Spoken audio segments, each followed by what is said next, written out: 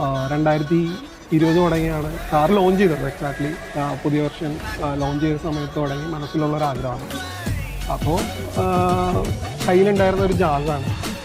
പിന്നെ അത് കഴിഞ്ഞ് ശരിക്കും പറഞ്ഞാൽ വീട് പണി അങ്ങനെയുള്ള കാര്യങ്ങളിലേക്ക് പോയപ്പോൾ പിന്നെ ഇതിൻ്റെ ഫോക്കസ് പോയി. പിന്നെ 5 ഡോർ ഇറങ്ങിയപ്പോൾ വീണ്ടും എഗെയിൻ അതിലേക്ക് ഒരു വല്ലാത്തൊരു ക്രേസ് വന്നു.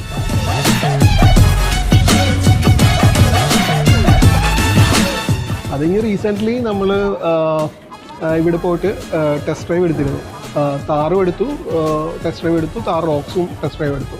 അപ്പോൾ താറ് എന്നതിൽ നിന്ന് താർ റോക്സിലേക്കുള്ള ശരിയായിട്ടുള്ളൊരു മൂവ് നടക്കുന്ന ആ